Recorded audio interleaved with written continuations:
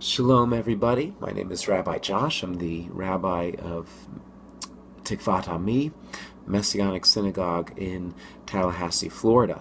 Our website is shalomnorthflorida.org if you want more information about us. But this video posting is not about the synagogue or about me. It's about the book of Matthew, and I'm very excited to be going through this book with you in this video series.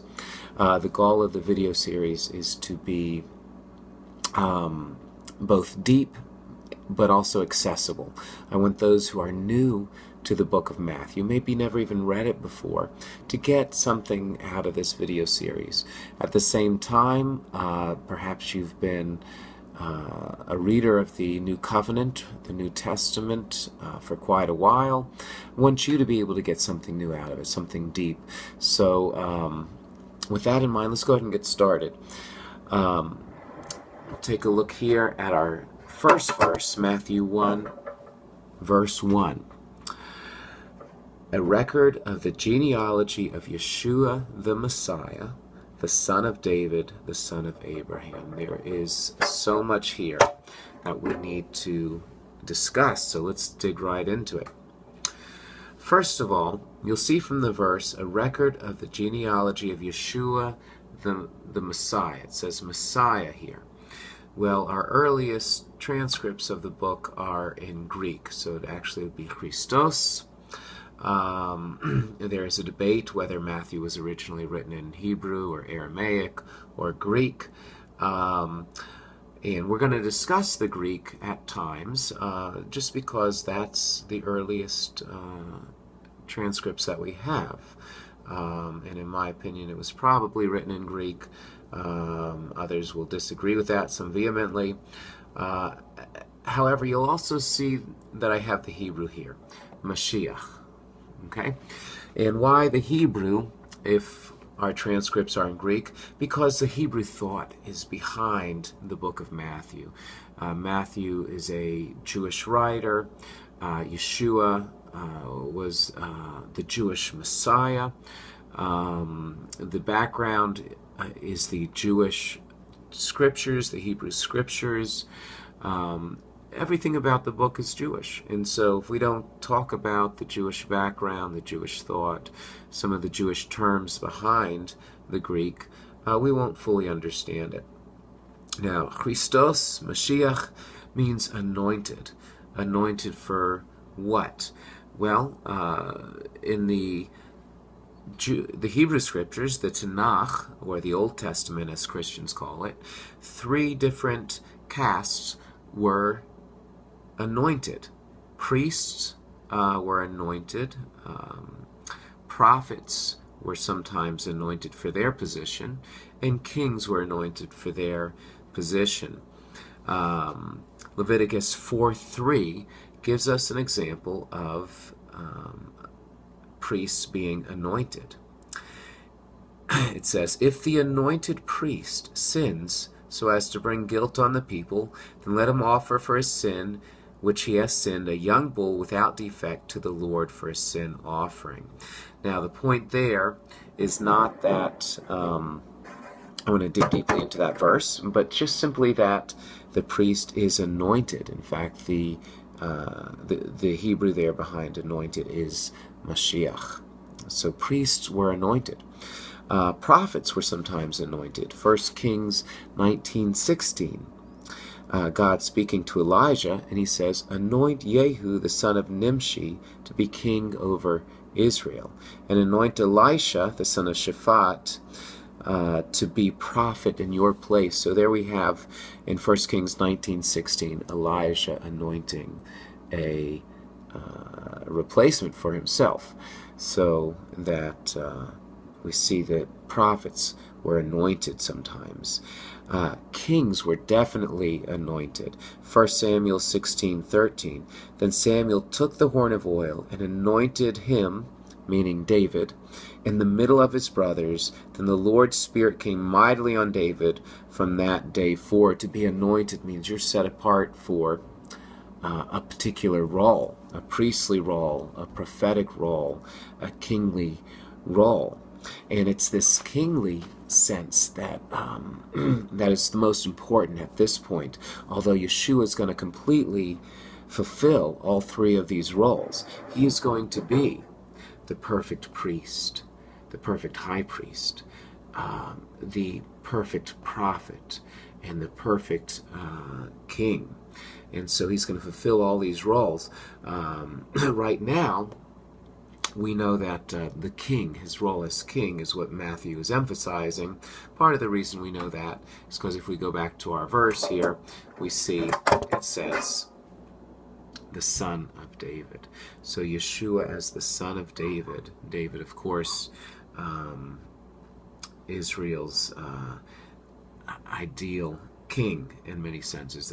David himself failed in many ways, but he, well, we'll read more about David in a little bit. Okay? Now, let's go on here with this idea of the king.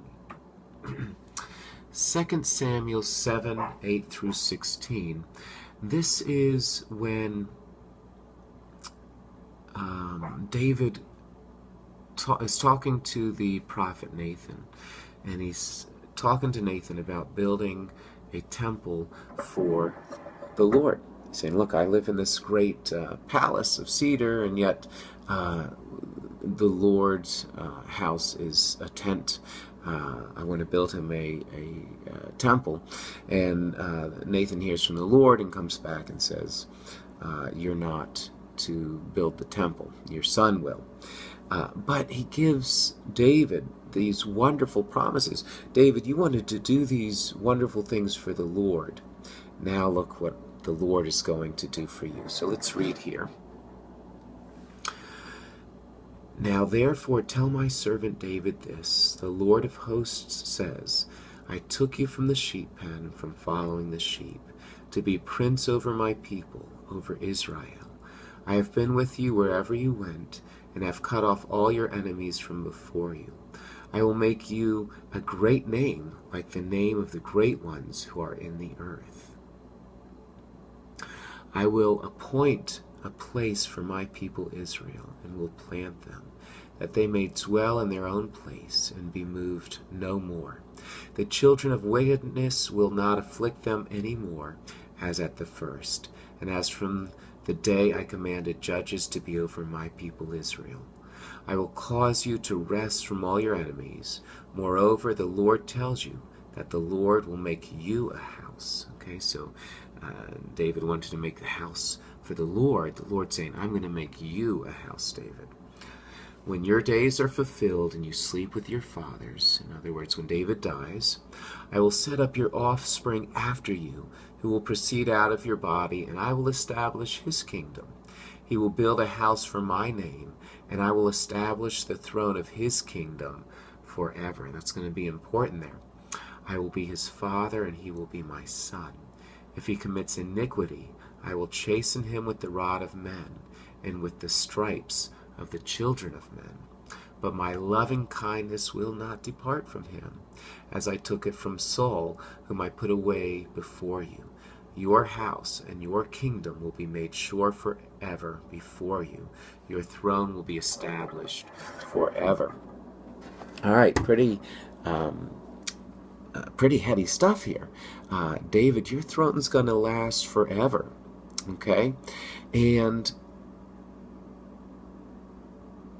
this idea in the beginning of the verse of rest from the enemies in a secure place for Israel, an eternal kingship, a special relationship between the king and God. I will be his father, he will be my son. I will be a father to him, he will be like a son. All this gave the idea within Judaism, within the Hebrew Bible, of expecting one to come that would fulfill all of these things. Thus, while we had many messiahs with the lowercase m, anyone who is anointed, I guess, could in a sense be called a messiah, there became a desire and really a need for the capital M Messiah, the one Messiah, not a Messiah, but the Messiah. And this is part of where a lot of it got started here, this idea that there would be a Messianic king that would bring in peace and bring in an eternal kingship and sit on David's throne. Thus, it's important here in Matthew chapter 1:1, he's not just Yeshua the Messiah. He's Yeshua the Messiah, the son of David. He's the one that's going to fulfill all of these things and more. Let's take a look. Psalm 2. Why do the nations rage and the peoples plot a vain thing? The kings of the earth take a stand, and the rulers take counsel together against the Lord and against his anointed, saying, let's break their bonds apart and cast their cords from us. He who sits in the heavens will laugh. The Lord will have them in derision. Then he will speak to them in his anger and terrify them in his wrath. Yet I have set my king on my holy hill of Zion. I will tell of the decree. The Lord said to me, you are my son. Today I have become your father. Ask of me, and I will give the nations for your inheritance, the uttermost parts of the earth for your possession. You shall break them with a rod of iron. You shall dash them in pieces like a potter's vessel. Now, therefore, be wise, you kings. Be instructed, you judges of the earth. Serve the Lord with fear and rejoice with trembling. Give sincere homage to the Son, or some translations there say, kiss the Son, lest he be angry and you perish on the way, for his wrath will soon be kindled. Blessed are all those who take refuge in him. And so what do we see from these two passages, from 2 Samuel chapter 7 and from Psalm chapter 2? We see the idea of an eternal reign, a kingdom that won't end, a special relationship or connection with God the Father. In both passages, we see the word for this king is son, a son of God, right? And also a universal reign. It says that, ask of me, ask of me, and I will give the nations for your inheritance, the uttermost parts of the earth for your possession. This king is more than David, right? David's reign came and went. In fact, there was a large break of time when there was no Davidic king. There was a Davidic line, a Davidic genealogy, but no Davidic king.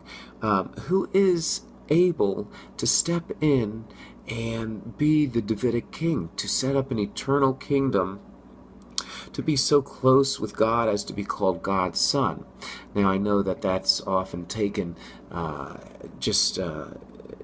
son of God can mean any king there on Mount Zion. I think there's something special about this, though, and we'll talk about that as we get into Matthew more. But also a universal reign. And let's talk about this universal reign now for a minute. But first, let's go back to our verse. Matthew chapter 1, verse 1. A record of the genealogy of Yeshua the Messiah. We've talked about Messiah, the son of David. We've talked about the son of David, the son of Abraham. Why is that important? Why is he called the son of Abraham? Of course he's a son of Abraham, right? He's Jewish. He's born there in Bethlehem. His parents are Jewish. It's a Jewish. Why mention Abraham? Every Jew is a descendant of Abraham. Well, as with this idea with David, where Yeshua comes in and establishes and fulfills all the hopes that were placed on David's throne. Okay, the hope for an eternal kingdom, the hope for a reign over the world, peace from our enemies, so forth and so on. Yeshua will be this king. Okay, and of course we get the argument, well, it hasn't happened. We don't have peace, we don't have this, we don't have that. Well, it will happen. It will happen with his return. It will happen, I believe, scriptures teach, when the Jewish people receive him as their king. Okay? You can't have his